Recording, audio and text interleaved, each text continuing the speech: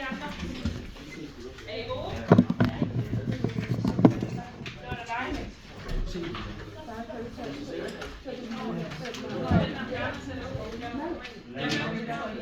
Har du lavet en stand? Nej, vi kan det ud, så det bliver faktisk op i godt 24, men vi vil prøve at lade det ud til selv. Så jeg kan nå at lade mørkt op, right? Kan du nå at lade op? Ja, det er ikke indtil du har min ned.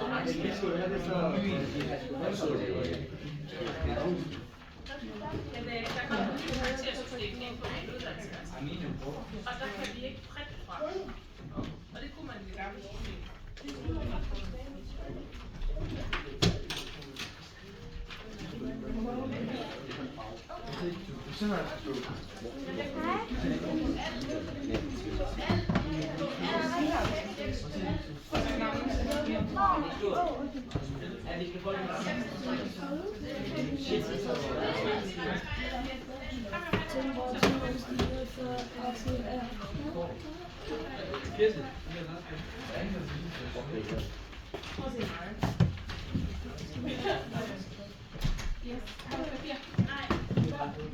Må jeg bare komme til det?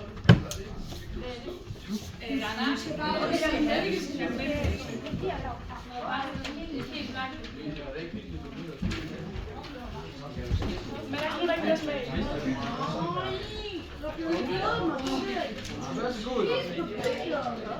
Jeg har spist. Hvor har du fundet en stol? Der er så der en her. Så kan jeg tage den.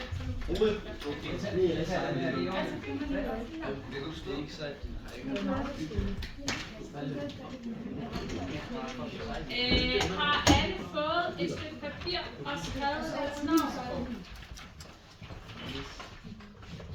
Det tager jeg som et ja. Godmorgen. Vi skal have 2 timers historie.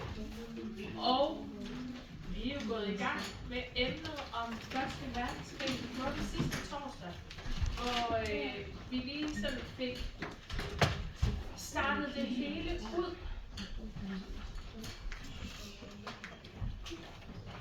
Og fandt ud af, at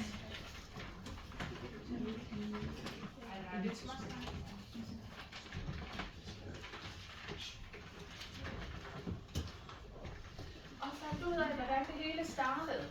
At det overordnet handlede om, at der var en masse lande, der havde lavet en masse aftaler med hinanden, nogle alliancer.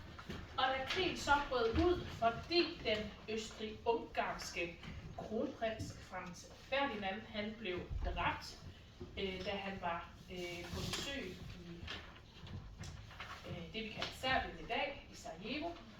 Så blev Østrig sure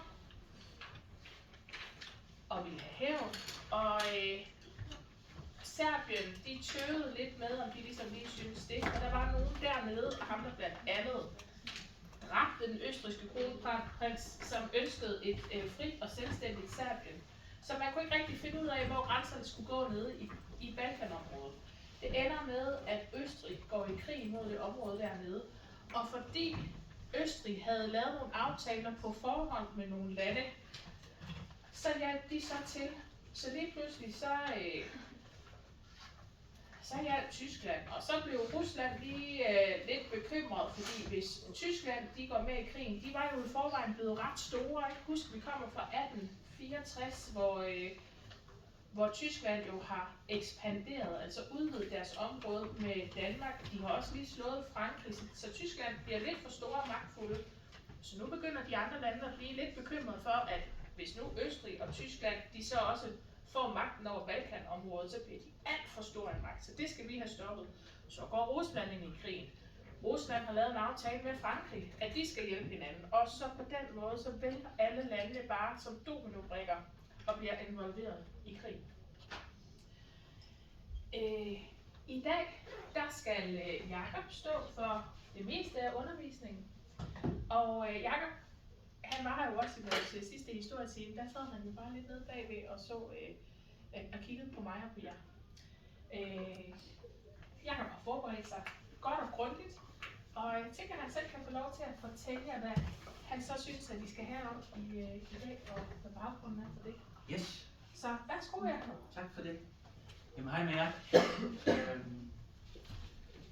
Jamen vi skal snakke lidt om propaganda, som blev brugt rigtig meget under 1. verdenskrig, og vi skal snakke om, hvad propaganda er, og hvorfor det blev brugt så meget, og hvilken effekt det havde. Og jeg tænker, at jeg starter med at køre nogle slides igennem og snakke lidt, og derefter så skal I lave noget gruppearbejde med nogle plakater, som I skal analysere ud fra sådan et ark, jeg har lavet. Og så i næste lektion, der regner jeg med, at I skal fremlægge i grupperne og fortælle, hvad I har fundet ud af om de her plakater. Jeg har sådan en her, så jeg skal se, om det gør den. Så allerførst, hvad er propaganda? Er der nogen af jer, der ved det, eller har et bud på det? Nej?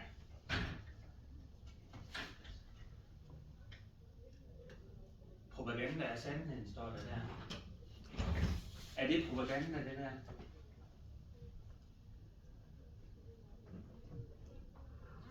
Nej? Er det ikke propaganda? Nej? Er det sandt eller falsk, det der står på plakaten?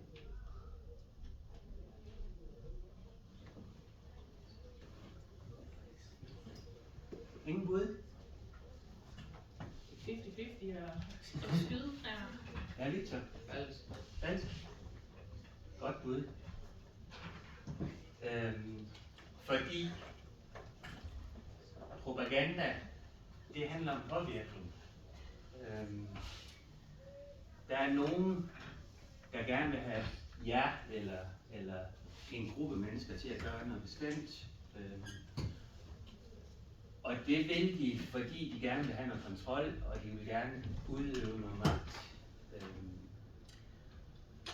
Og det er rigtig tit regeringer eller diktatorer, der bruger propaganda for enten at undertrykke befolkningen eller påvirke deres meninger. Og det vil de helst have, at man ikke opdager. Propaganda appellerer til følelser frem for fakta, det vil sige, at sandheden det betyder ikke ret meget. Det handler om, det er at for eksempel, hvis man ikke gør, som man får besked på, så skal man føle sig lidt skyldig eller bange, kan det også være. Men det kan også være, at man kan føle, at man gør det rigtige, og så føle sig stolt. Og afsenderen har et klart mål. Under 1. verdenskrig, der var det især noget med at få soldater til at melde sig til hæren. Det kunne også være at bakke op om krigen, som var noget længere, end man havde regnet med. Og budskabet er vinklet. Det vil sige, at det er sjældent, propaganda kan godt indeholde en del af sandheden, men det er sjældent, at det er sandheden. Så det bliver vinklet, så det passer igen til det, man vil have folk til at gøre. Og hvorfor fik propaganda så en central rolle under 1. verdenskrig? Det gjorde det, fordi krigen den blev meget længere, end man havde forventet. Man havde faktisk regnet med, at det var overstået i løbet af få dage. Har vi hørt det nogle steder her for nyligt? Ja? Ukraine og Rusland. Lige præcis. Så derfor havde man havde brug for simpelthen at få opbakning i befolkningen. Der var nogen, der begyndte at tvivle lidt på, om det hele det var forgæves. Så det var en af grundene. Der var konstant behov for nye soldater. Der døde rigtig mange soldater under 1. verdenskrig. faktisk regner man med, at omkring 15% af dem, der tog afsted, de ikke kom hjem igen. Og yderligere 15% de kom hjem igen som invalid, det vil sige skadet på en eller anden måde. Så propaganda, det skulle ligesom skjule den her sandhed, som ikke var så rar, og måske ville fraholde nogen til at fremelde sig, og i stedet for fremstille soldaterne som nogle helte, og nogle, der gjorde noget godt. Så var der behov for adfærdsændringer i befolkningen og selvopofrelse, og det vil sige, at man havde behov for, at folk, der var mangel på rigtig mange ting, på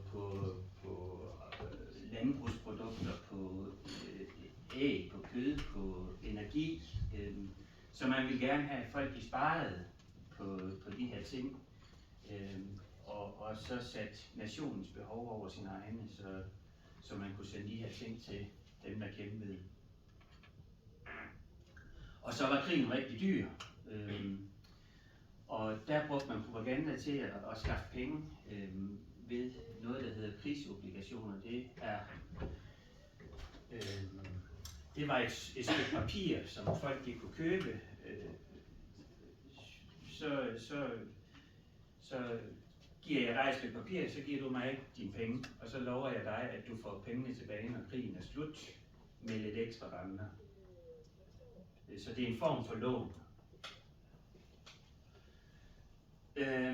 Og så var de teknologiske fremskridt også vigtige.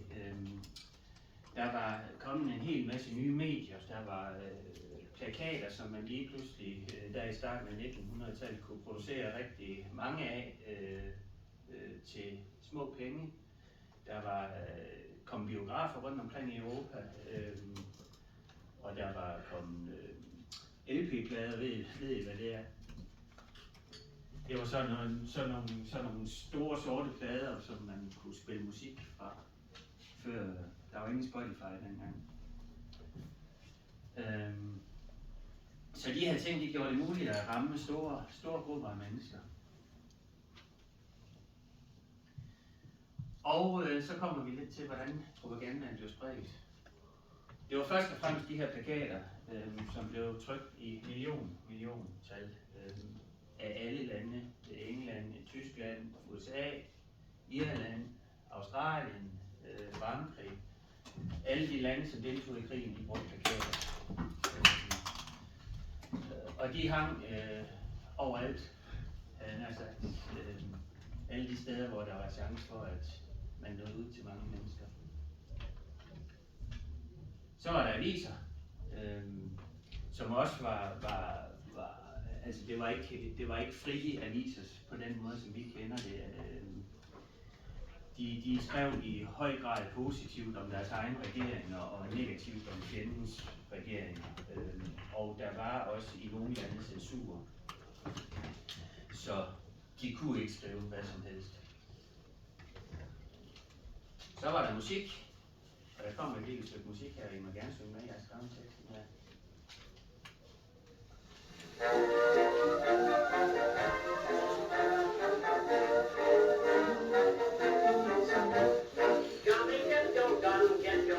Get your gun, take it on the run, on the run, on the run. Hear them calling you and me, every son of liberty. Hurry right away, no delay, go today. Make your daddy glad to have had such a lad. Tell your sweetheart not to mind, to be proud her boys in line. Og som I kan se på teksten, altså den opfordrede direkte til at gå i krig.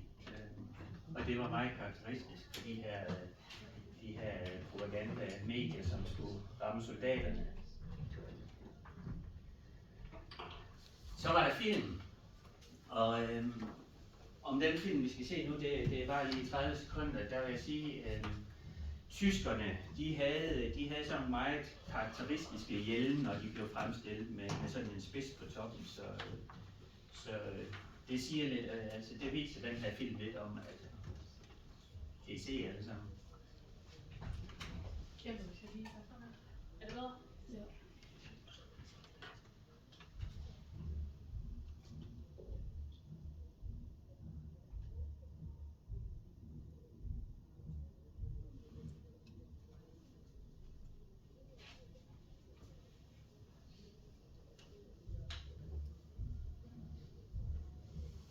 Det er nogle flinke tyske soldater.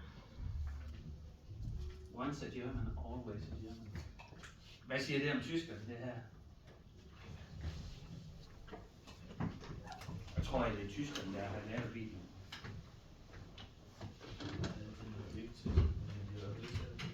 Nej, de er ikke særlig længe. Der kommer sådan et par soldater, som ser ud til, at de måske har fået lidt at drikke, og de hiver en baby ud af armene på en kvinde. Så det er også karakteristisk for propagandaen, at det fremstiller fjenden som umenneskelig simpelthen.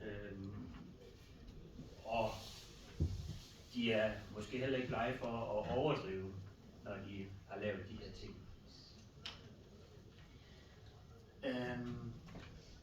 Og det bringer os lidt hen til virkemidlerne. Jeg skal lige over og se lidt, hvad jeg har skrevet. Man bruger i høj grad det her med at tale til følelserne. Er vi bange? Hvem mangler?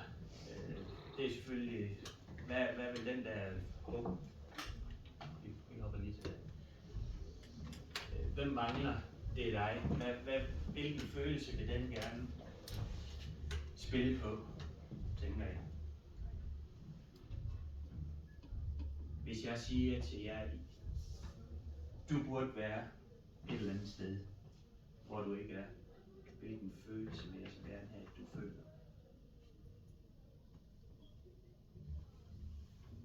Kunne det være noget skyld, skam-agtigt?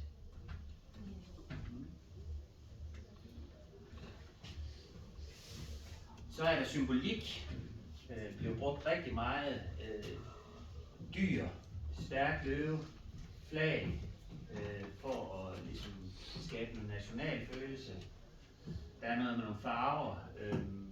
Hvid, det er sådan uskyld, hvor rød det er vrede, og den her, det handler faktisk om, at en tysk ubåd sank et engelsk passagerskib, og der var rigtig mange civile, der døde.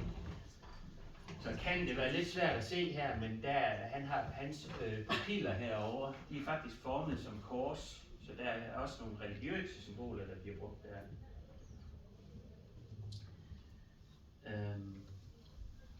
Så er det her med dæmonisering af fjenden, udstille fjenden som dyr, eller som nogen, der spider små børn. Den her over, hvor Rusland er den store stærke bjørn, England er manden med sablen, og tyskerne er nogle klovne. Det bliver brugt rigtig meget også. Og så idealbilleder, den stærke arbejdende mand, de trofaste husmødre, kvinderne, der gik ud på arbejdet for at fremstille granater til mændene, de kunne slå fjenden ihjel med. Så hvordan påvirkede propagandakrigen? Det fik millioner af mænd til at melde sig frivilligt. England, der var faktisk ikke værnepligt før sent op i krigen, så der var langt de fleste, de meldte sig faktisk frivilligt. Det fik befolkningen til at spare og holde ud, på trods af, at de ikke rigtig vidste, hvordan det her det ville ende. Det skabte de her fjendebilleder og retfærdiggjorde egentlig den vold, man udøvede imod sine modstandere. Og det mobiliserede samfund, det vil sige, at det fik blandt andet rigtig mange kvinder til at tage et arbejde, frem for at gå hjemme, som ellers var normen på den tid. Men når mændene de var i krig, så skulle der være nogen til at producere de varer, man skulle bruge, så kvinderne de ofrede sig rigtig meget der. Og så handlede det også om at påvirke internationale beslutninger. USA de var meget tilbageholdende med at gå ind i krigen, og det var der ligesom behov for at slå tyskerne. Så det handlede propagandaen også om. Så her lige til sidst, inden jeg skal holde min mund, så skal vi se lidt på, hvordan propaganda det fungerer i dag, hvis det fungerer i dag. Det kan også være, at vi er blevet så kloge, at vi ikke bliver påvirket af propaganda. Hvad tror I? Du tror ikke, vi er blevet kloge, Frederik? Det tror jeg faktisk heller ikke. Fordi propaganda, det findes stadig bare i nogle andre former. Er der nogen, der har et bud på, hvilke former det kunne være?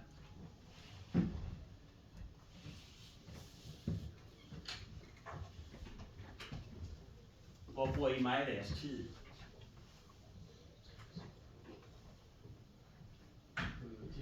På TikTok, ja. Og sociale medier, de bruges jo faktisk i høj grad til at påvirke. Og det, der er lidt uhyggeligt, det er, at man faktisk ikke rigtig ved, hvem det er, der påvirker. Fordi det kan både være den, der har lavet et opslag, men man kan også sige, at der er også nogle algoritmer og nogle mekanismer indbygget i de her sociale medier, som styrer, hvor meget opslagene de bliver vist. Så er der nogle influencer. Kender I nogle af dem? Ingen, der kender en influencer. Det lyder specielt. Nu skal I lige bruge en lille smule op, og så lige deltage en lille smule. Det gør lige noget. Malte. Så er jeg en halv finger. Ronaldo. Ja. Påvirker han nogen mening til noget? Nej, jeg ved ikke rigtig, han var sammen med Trump. Hvad med sådan noget som det tøj, han går i? Kunne det går bare ikke på. Ja. Tror du, han selv køber det? Ja. Sponsorer? Jeg ved ikke, om der er sponsor mere for. Det tror jeg.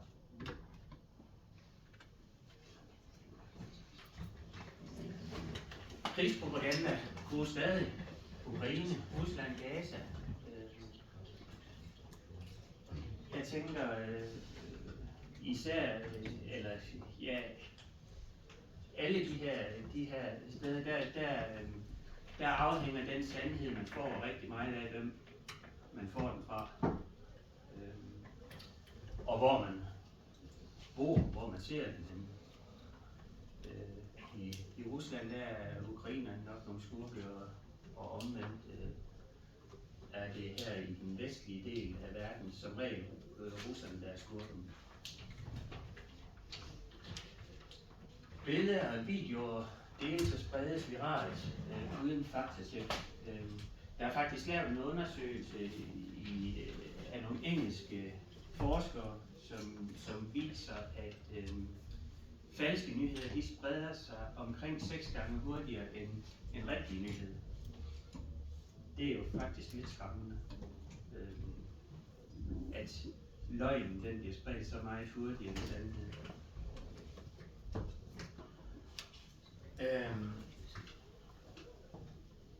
Det kan være rigtig svært at gennemskue, og det hænger blandt andet sammen med kunstig intelligens, som jo faktisk er så intelligent, at rigtig intelligens ikke altid kan gennemskue, at det er kunstigt.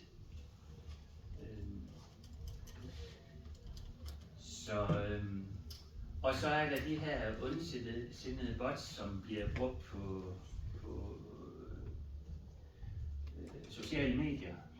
Rusland er blandt andet rigtig gode til at bruge bots til at sprede deres nyheder, og så er der nogle robotter, der liker og deler og så videre, så det ser ud som om de har en masse engagement, som dels snyder algoritmerne og får det spredt endnu hurtigere, og også dels giver det en eller anden troværdighed, fordi når der nu er 100.000, der har liket et opslag, så må det jo være rigtigt, eller hvad?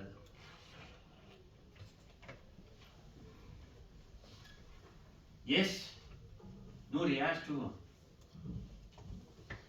Og jeg har tænkt, I skal arbejde med nogle plakater i grupper med 3 i hver. Og jeg har lige hernede, fordi så læser vi lige op, hvad det er, vi skal gøre. Og I får også de her ting på et ark. Så det jeg gerne vil have til, det er at forberede 5 minutters oplæg for jeres klassekammerater, som I skal lave i næste time. Hvor I beskriver plakaten, hvad I kan se på plakaten, og hvad der indgår i plakaten. Så skal I ud fra hvad I ser på plakaten, prøve at placere afsenderen, om det er et bestemt land, om det er militært eller en organisation. For eksempel Røde Kors, de lavede også propaganda under 1. verdenskrig for at skaffe sygeplejersker. Hvem er målgruppen? Det kan for eksempel være unge mænd, kvinder, familier, arbejdere. Og hvad er det man gerne vil have målgruppen til at gøre formålet? Så er der noget med virkemidler. Det kan for eksempel altså er der dyr på plakaten, er fjenden fremstillet som en grim edderkop eller en abe eller en stærk løve. Så er der noget følelser. Hvad vil man gerne have, at modtagerne skal føle, når de ser den her plakat? Og hvordan er sammenhængen med krigen? Handler det om, at der mangler soldater? Handler det om at skjule nogle dødstal?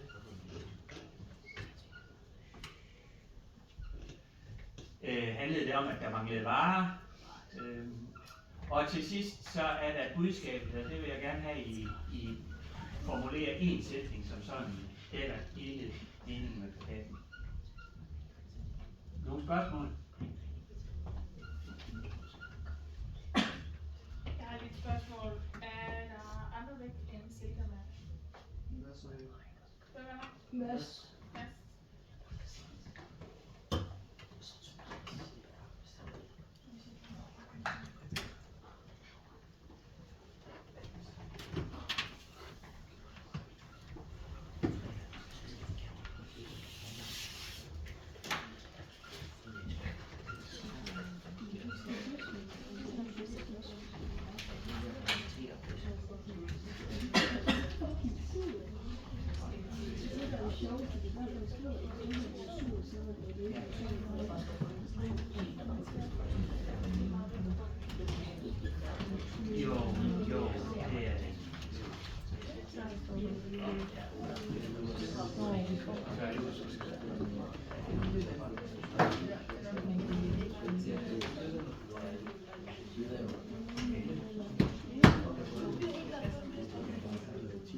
Så de grupper til venstre her, de må gerne gå ind i gruppen. Yes. Kom så, Johanne.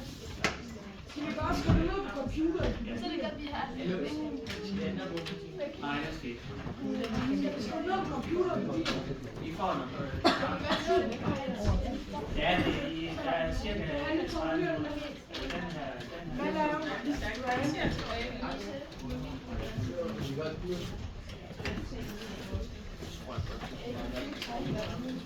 Rosa er det andet til venstre.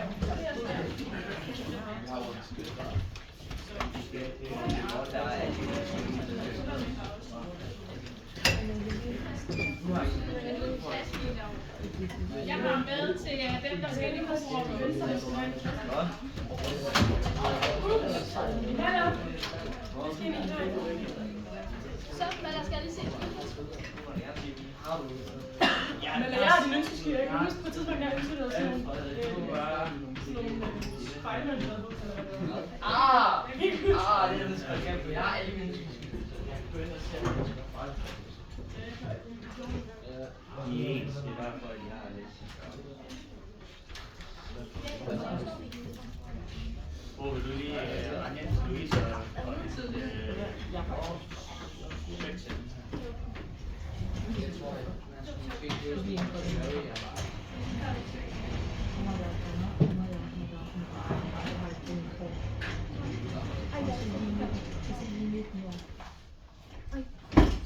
har også sådan, altså sådan,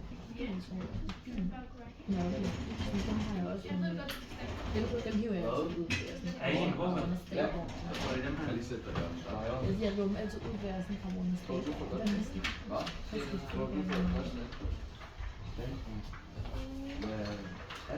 Er du der? Og I, der kommer lige nogle fælles.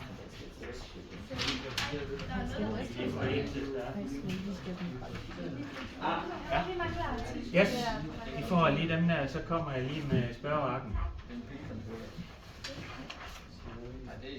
Jeg kan ikke læse det her. Bo i Brian.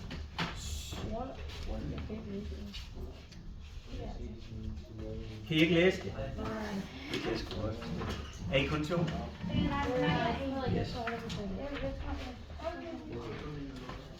So hilft dein Geld. Har I tysk? Ja. Okay. Så forstår I det, eller hvad? Skal vi prøve, om vi kan oversætte? Skal hjælpe med at oversætte?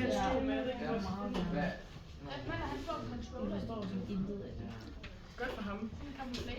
Er det ikke sådan et break? Sådan hjælper dine penge Hvorfor kan han kampen. Jeg skriver det ned.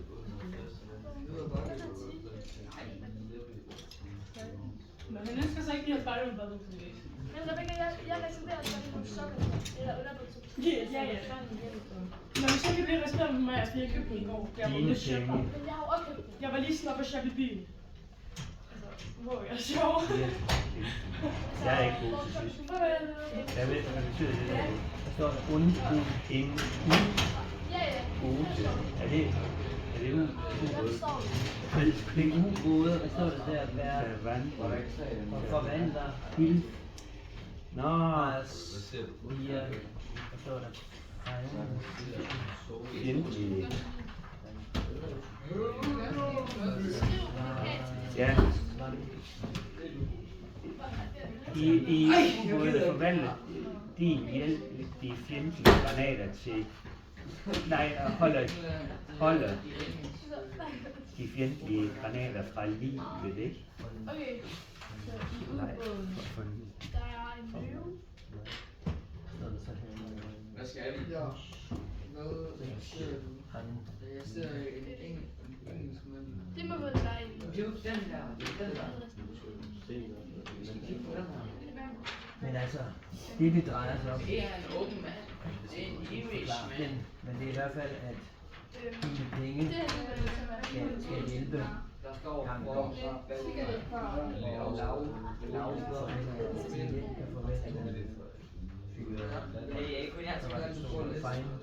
Hvad er der noget, der hedder det?